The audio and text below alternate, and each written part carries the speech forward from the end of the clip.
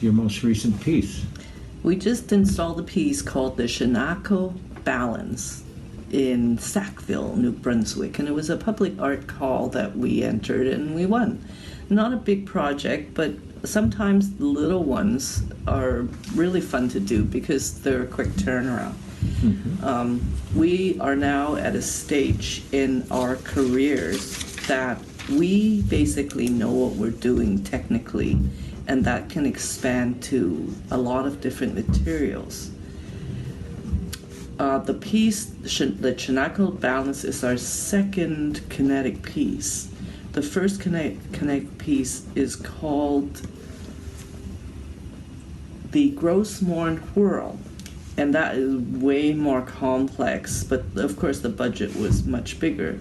That involved a weather vane and moving parts, and it was a whole sort of ecosystem of animals. And it was huge. And it was about 19 and a half feet tall, mounted on a wooden pole with myriads of animals. And it has actually become a tourist destination for that location. And where is that location? Mourned Park is one of Canada's prominent national parks, and it's massive. And the piece is installed outside of the Genex House in Rocky Harbor, Newfoundland. So they need to take it down every winter, the main parts of it, because when we had won the competition, we went out there to look at the site and to do the final design parameters. They said, oh, well, sometimes we have fish being blown up from the ocean, and a restaurant actually blew away from its moorings, and we're looking at them going, and you've chosen a kinetic piece to put in this location. They're like, oh my goodness. But so it's taken down every winter because there's no way anybody can guarantee if the winds are going to pick up a restaurant that you're not going to have your artwork blown away. So, but they do that, and it seems to have been very successful. So the piece that we just installed is called the Shanaco Balance, and it talks about the balance between the trucking corridor and the heron, which is symbolizing of bird life and wildlife, and it pivots on a bulrush, on the point of a bulrush. So it depends which way the wind goes, then that's what's dominant. So it is really very much a statement on the balance between. So I formed a partnership with my friend that I went to art school with about 10 years ago, and that's Paul Slipper. And because we had helped each other with our art projects for the greater part of our lives. We went to art school together in the early 80s. That's the last century, right? And so we thought, well, let's try this, because I really had quite a lucrative and successful career in film. One as a production designer for independent film, of which I'm proud to say I won a Leo and got nominated for a Genie for a film called Even the Fire Horse. And then I was actually hired by a production designer, Jerry Wannick, who I have worked with since then on a lot of different television shows, but not as the production designer, but as the graphic designer. So when I have my basic background as a sculptor, so going through art school, I'd studied human anatomy and animal anatomy, and I really focus on monumental sculpture as a field to go into. And but I also understood at a very early stage as an artist that without that basic foundation of classical art, I really wouldn't have much of a vocabulary to be able to say anything with. And as an art student, I have to admit, I didn't have much to say, but I still knew that at some point I would have something to say. But that was a rather courageous decision for the times, because I being an art student at the same time, that was not what people were doing. That's not what people were doing, but I somehow, from whether it's from my upbringing, from my family, who were really placed a lot of importance on the classics and really solid foundation with the classics. So I went with that, and I studied anatomy. I studied anatomy in drawing. I studied anatomy in sculpture, and I really sculpted from the inside out, from the skeleton out, and I can still to this day name most muscle groups. And then, but you never know where life takes you, right? Especially for artists in Canada. You don't know where life takes you, so you kind of flow along like some amoeba in the sea, in the primordial sea. And but let's face it, being an artist is really not easy. Being an artist takes a lot of tenacity. It takes a lot of foolishness, in the sense that you give up a lucrative career to be an artist again, like I did. But it's the sort of thing that, as an artist, as a young artist, I would say, if you don't have that bloodlust to say, if I'm not an artist, if I'm not a sculptor or painter or whatever, then I am nothing. That's what I felt at that time. And I knew that I was in it forever. I wasn't going to do anything else. I wasn't going to be anything else. This is my area of study. So because this is how I felt, I better have a strong basis. And that's when I knew I had to study the classical way, and then eventually learn more abstraction, more stylization, and more ways to express yourself. And like I said, as a youngster, really, you don't have a lot to say, but it is always the first and second year art students that try to pound on the heavy questions. Well, you can ask the questions, but you don't have the answers. So I think as we get older, we sort of feel more of the, I wouldn't even say answers. I'm not wise enough to have any answers. I would say that I have more substance to talk about things, about emotions, or about being human. And I think that's what I try to do as an artist, is to always express the humanness. Not so much wisdom, I don't think I have a lot of it, but humanness. So so about roughly 10 years ago, when I started to really work in public art, when I resigned from my really good job as a graphic designer on a really popular show called Supernatural, I knew I was giving up a steady income that I had for a number of years and gotten used to the lifestyle. But at the same time, you do have to ask yourself, if not now, when? And I thought, well, am I going to wait till I'm like 80? I don't think that's going to happen. So I did make I did make that decision, being a little bit foolish maybe. But at the same time, we had won 6 public art competitions pretty much in the same time period.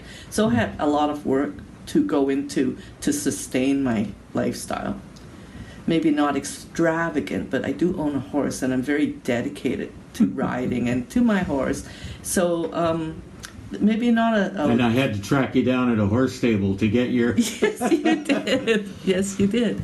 So anyway, for me, I think what I live by as a philosophy, and this is formed by how life has shaped my life, is diversity is the key to survival, especially for an artist. Because knowing I can sculpt anatomy, but that's really not enough to make a living. I was sculpting like a little commissions here and there, and I had my studio that I could pay for, and I was working. But that really was not enough to sustain life for a grown-up person. So what do most people do here when you're a fine artist and you've gone through art school and had the training? You go into film, of course, like a lot of us do.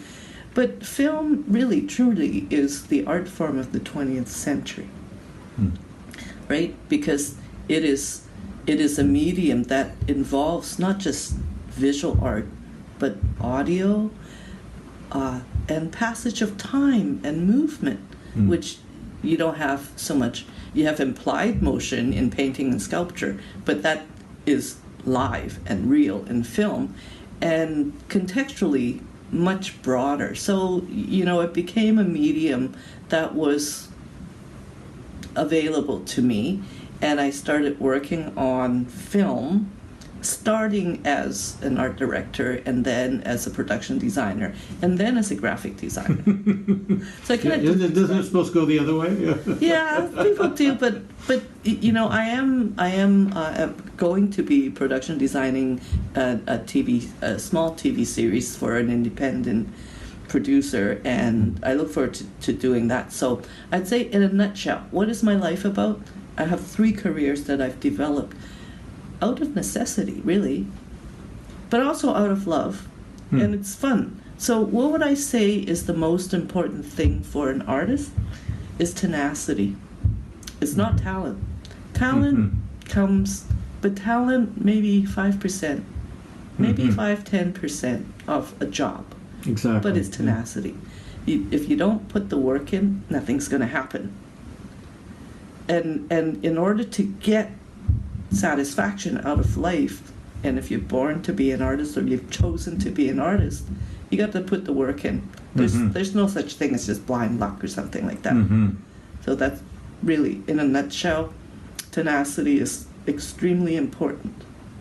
Well, especially for sculpture, because what is your biggest concern as a sculptor? It's not your ideas. What is gravity?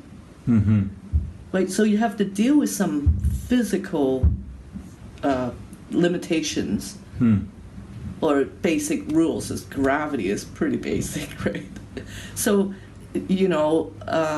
we tend to work in what is known as the noble material. So we're dealing with granite, bronze, so stone, metals, so that extends to concrete. We don't work in wood a lot because for permanent outdoor installations, wood is really not that durable.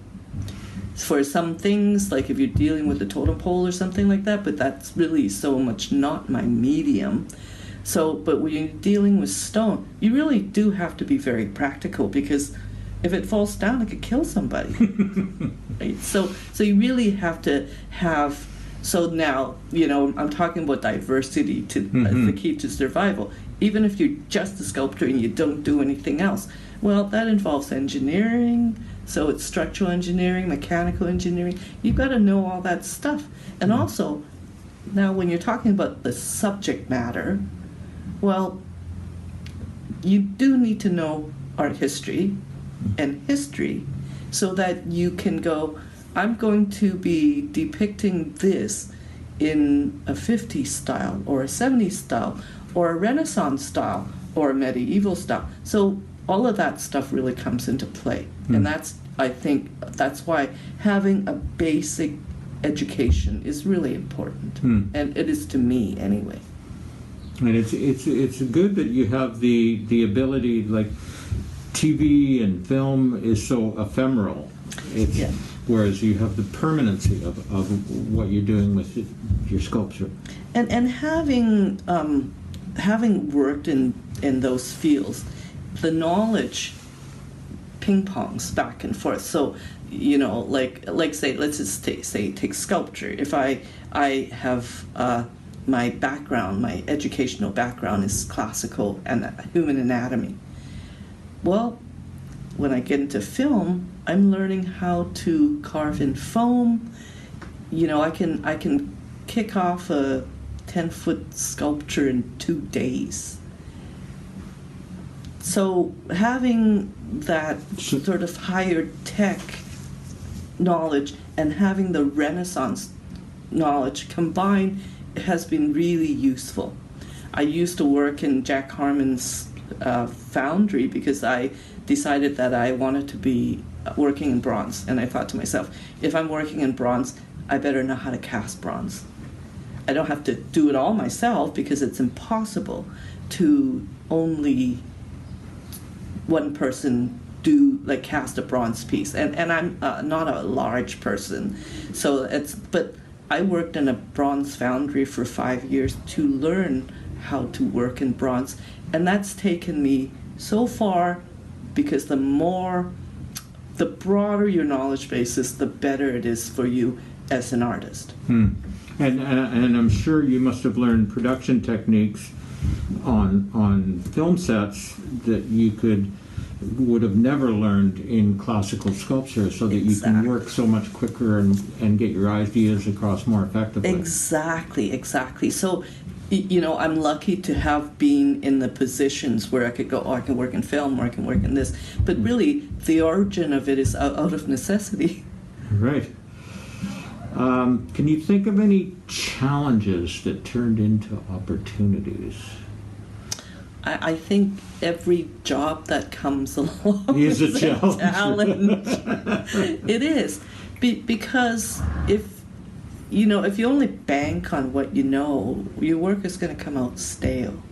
Yeah. And unfortunately or fortunately for artists, we need to grow constantly. Yeah. And being in a comfort zone, you don't grow. Right. You have to actually challenge yourself constantly to grow. And so, I think most of the time being an artist is not a comfortable job. It's not like, oh, I know what I'm doing, I'm just going to do it. You cannot do that because then you actually start to decline, I think, mentally. Mm-hmm. Mm-hmm. And many people know you from probably your most public piece, which is the Tomb of the Unknown Soldier in Ottawa. Can you tell us a little bit about that? Well, that was a national competition. At that time, public art was very different. There wasn't really a thing known as public art.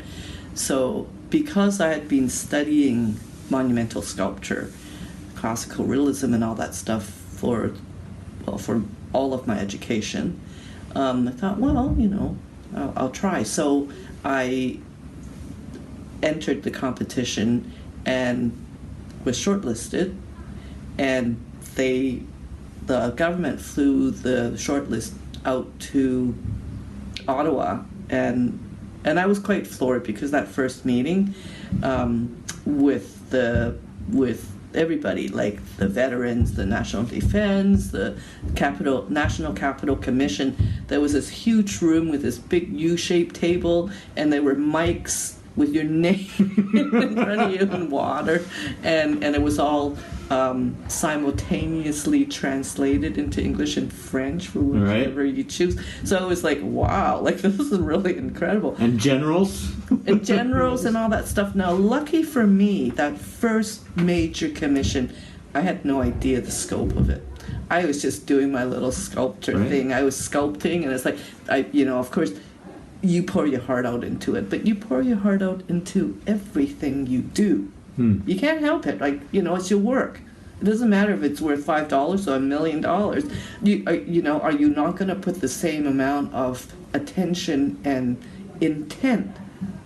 So, lucky for me, I was like, I'm like a young sort of artist, and I had no idea the importance of it. But I can say that I really poured as much as I could, everything I had into that. Was that when was that? 2000. It was installed in 2000. So 25 years ago. Yeah. Yeah. It's like crazy, right? So I had I got notified in 1999, And so they had 5 years to plan this because of they exhumed a soldier from France, and that was a part of that. And I had roughly about 6 months to get the piece done. I was well managed. Marc Monette was the project manager, and the late Eleanor Milne, who was the Dominion Sculptor of Canada, helped in terms of dealing with the quarry and that coordination, because she really is an expert with stone. So I was very lucky to be handled so well. I just had to do my part of the sculpting, and of course I brought the casting to Harmon Sculpture Foundry, and I had worked with Jack as a part of the foundry crew for 5 years. By this time, he had moved the foundry to Roberts Creek. Right. And had the piece cast. So I would travel between Vancouver and Roberts Creek and cast the piece there. So I think I was very lucky in that I was on very familiar grounds, that my foundation had been quite solid. So I did not feel like any kind of nervousness or felt incompetent, because it was really well handled. And then, everything becomes a learning process. And I think that remains so. It doesn't matter how old you get. Yeah. And that's also a way for us old guys to not be senile, too. Jack Harmon was getting on about that time, but he was a master craftsman. Yeah. He was a master craftsman, and I was one of his chief mold makers. I'm too short, actually, to actually pour bronze, because it takes 2 people, and if the other guy is like 6 feet, then stinky dangerous work. What do you want to do that for anyway? Exactly. When we do a pour, my job was to have the shovel ready next to a pile of dirt, because if the bronze was to splatter out or spill, then you've got to shovel and cover it as fast as possible. And there had been times when the bronze would bounce out and land on Jack's foot, and his foot would literally be on fire. So, it's hot bronze can actually just go right through your foot. So it can be very, very dangerous, but it's so primal when you have that crucible and it's coming out of the furnace, and it's pure white, and it's like God. So, I get a lot of joy out of that sort of process, and knowing that, there's a huge amount of work that goes with it, but what you get in the end is something that will last so far beyond our lifetimes. So, yeah, it's very exciting. Yeah. And that piece is like really at the center of the national capital's public space, underneath the main War Memorial in that square. There's sort of the plaza was built around it, and there's always, even in the dead of winter, there's people looking at it. Yes, it's guarded 24/7. Yeah. So what advice, this is a difficult one, what advice would you give to your 20-year-old self? My 20-year-old self, I would have said, take drafting. Take drafting? Yes. Because I know how to draft, but I never took a formal drafting class. Okay. And if I'd done that, I still would be probably doing the same thing. Yeah. But nowadays, I'm learning 3D drafting, and I think that's super important. It's the way out of the future. There's just no buts or ifs about it. So I would have taken drafting, and maybe dance. Dance? Dance, yes. No, not just for fun, dance, because in order for us to stay in shape and fit and body aware so that we can work better, we can use our bodies better, as artists, dance, I think, is really important. To actually do it. To actually do it. Know that, yeah, I can see that. As you've gotten older, like I know myself, my eyes aren't quite what they used to be. Is there any challenges that? Yes. that in your work? I mean, do you need more helpers to lift stuff, or? Oh yeah, I do notice a difference because when I was young, I was really quite macho. I mean, I'm only 5'1", right? Yeah. I'm not a very large build, but I used to just go, you just move it, like whatever, right? Just move it. But plus, working around a bunch of men in the foundry, you sort of probably had to prove yourself a little bit. Well, yeah, because they were not nice about it either most of the time. But I don't do that anymore. Yeah, I just simply don't because I've been hurt too many times. Yeah, right.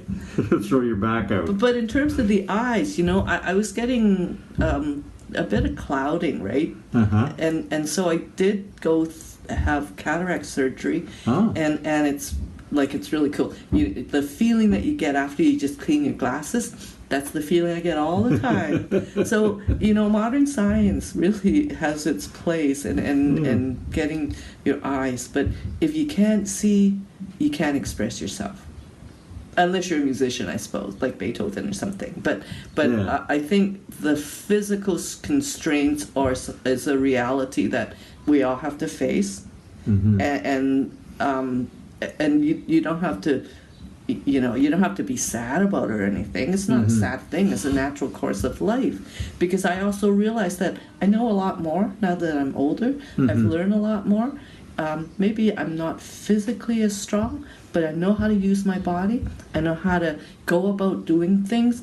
I have my techniques down because I've paid my dues. So getting older is not a bad thing because we are, I think, smarter in that sense. Mm-hmm.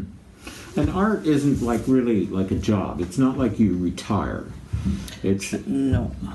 It's well, okay. Here's there's several levels that I look at that. For example, there's a saying: when you take your passion and turn it into your career, it becomes work, and that's true. It's absolutely true, right? But if you're doing any art project, 10% of it is inspiration or talent or whatever. The rest is work. Yeah. There's no such thing as not working. It's not like, and then, Yeah. There's always going to be. And there's always the gap between the idea and the execution, and right. and all the stumbling blocks in between. Yeah. Yeah, exactly. Yeah. And I look at my career in several ways. There is the money making side, which I work in public art, and a lot of times the artwork is a cross between a job and inspiration. And in my own personal work, and I'm working on a piece right now that I'm absolutely thrilled about because the artwork that has the commercial ramifications, that is more of a job, is design. And I am a designer on top of being a sculptor because of the graphics and everything else. But I think that there is also the personal work, which I'm on a piece right now, and that involves exploratory. Yeah. Exploration, experimentation, pushing and the envelope. Again, that's taking yourself out of that comfort zone. Yes. And growing. Yes. And I'm absolutely thrilled about that. Well, yeah, and that's good, and that you don't become. Sadly, all too often, some artists they get recognized for a certain kind of brand of thing, so they get comfortable in that niche, and that's all they do. Yes, you get pigeonholed, I guess. Yeah. In fact, I've had a conversation with Tony Onley about this years ago, before his accident. But here is a perfect example of someone who got pigeonholed. Yeah, like. He does landscapes and people slag him, but I love his work. I think it's so elegant. Yes. And light, but his personal work is really experimental and really dynamic, and a lot of people don't know it. Yeah. So without that exploration, I suppose, when we talk, when we're just going to get snooty and say, oh, it's high art or whatever, term you put it, it is that, and also allowing the material to have its say. Yes. Yes. Very important. Yes. And I think... And the material tells you what direction it wants to go. Exactly. Or you go, I have this idea. How is this going to work? Well, if I'm going to use this. And so having, again, diversity really helps, I think, to keep growing, to keep changing. And without change, we're dead in the water. Yeah.